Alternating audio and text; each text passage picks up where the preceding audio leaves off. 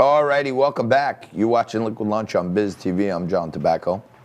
We are waiting for Rabbi Ari Lamm to join us. He's a newcomer to the show. We'll get you up to speed on him in just a minute. But there is a lot going on around the world, and one of the things is these vaccines are all over the place. Mike, GFX 16, Alexandria Ocasio-Cortez, as I mentioned earlier, she's joined with Ted Cruz in complaining that this COVID relief bill was just too big, and there was not enough time to read it. Okay, and I guess, you know, back when she was bartending, she didn't have a lot of time to put into speed reading class, but who could read 5,000? This is one time I got to agree with Alexandria Ocasio-Cortez, and Ted Cruz agrees with her also, which is bizarre. But when talking about COVID relief, AOC has caused quite the backlash and a stir when even her own members of the squad have attacked her for cutting the line and going and get the vaccine. So AOC, she is apparently young, and she is apparently healthy. She looks pretty damn healthy, I'll give her that.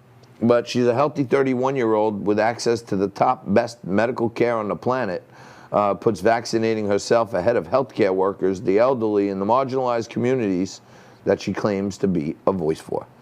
So, you know, in one aspect, and I have no problem at all attacking Alexandria Ocasio-Cortez because she stands for everything I don't. But I will say this, and this is probably a first. This is the first time that I have ever agreed with Alexandria Ocasio-Cortez 2 times in the same show, in that, you know, people are very concerned about this vaccine because the left has been telling us for months, oh, Donald Trump squeezed this through and it's not going to be good and we got to be careful. Andrew Cuomo said he's not going to give it out to New Yorkers until he has his own people check into it, all this other stuff. And the truth of the matter is, my buddy Vito Fossella wrote a fantastic op-ed piece for Newsmax where Vito suggested the way to get people comfortable with it is to have all of our elected officials come out in public and get the vaccine themselves and show that they're willing to take it.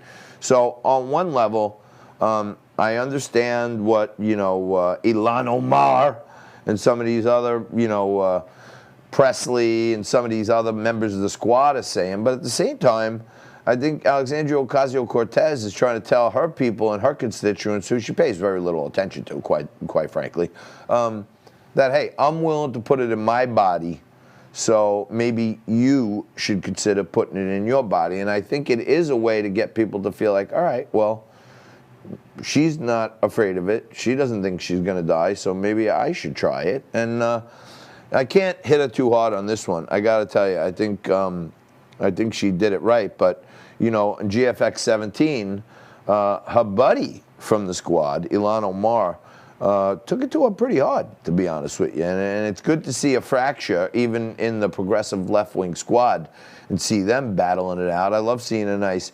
intra-squad food fight. And Ilhan Omar says it would make sense if it was age. But unfortunately, it's of importance and it's shameful.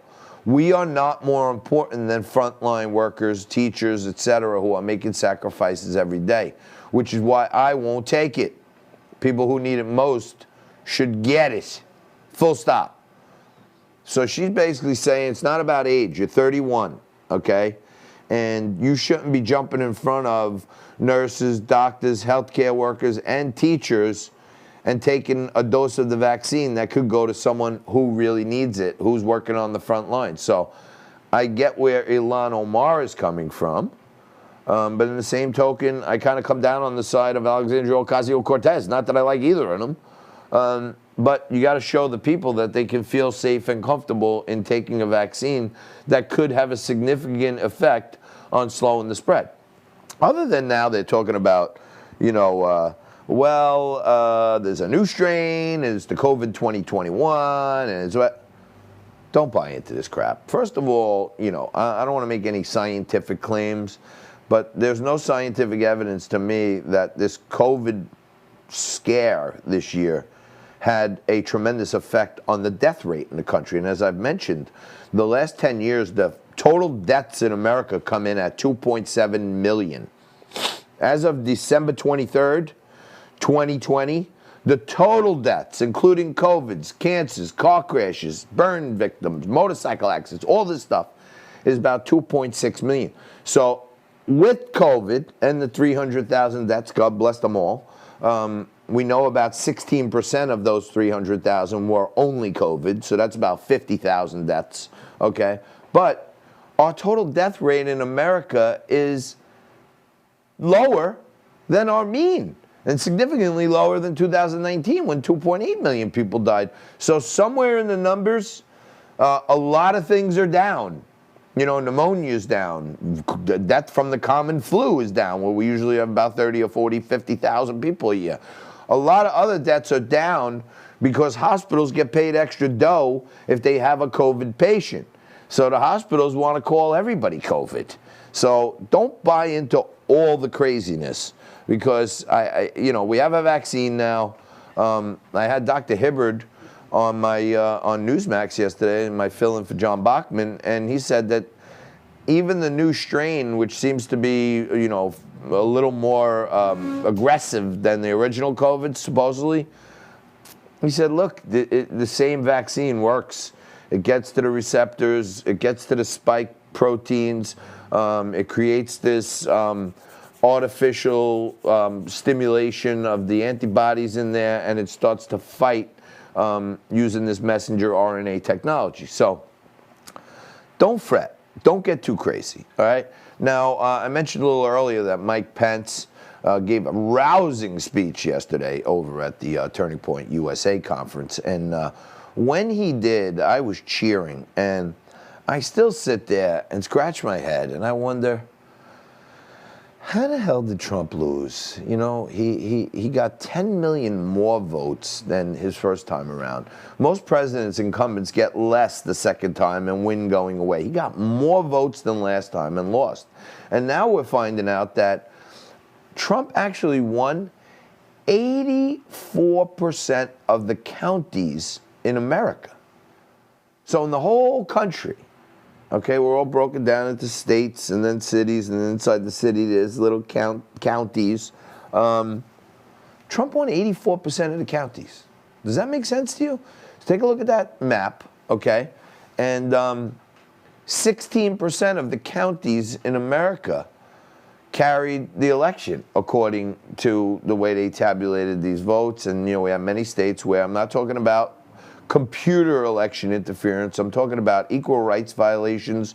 I'm talking about Pennsylvania, where they overruled the legislature and the Constitution, and the judge decided you could send in mail-in ballots after the date with no stamp on them, with no signature on them, and it gets crazy about a minute, to be quite frank with you. It's like, how does a judge change the rule of law, which is supposed to be set by a legislature? And this happened in Arizona, this happened in Georgia, this happened in Michigan, this happened in Pennsylvania, happened in a number of places, which makes, life get scarier by the minute.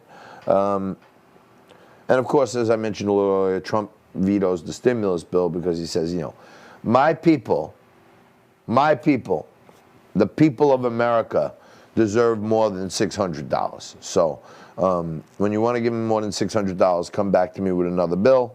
I know a little earlier that we talked about, as a woman, many people are tweeting they're losing their home and their business at the same time, and you want to hand me $600 like a parting gift. You know what I mean? It's like, it's like when you're lost on The Price is Right, they give you a case of rice-a-roni, the San Francisco treat. You know what I mean? It's like a parting gift. Here you go.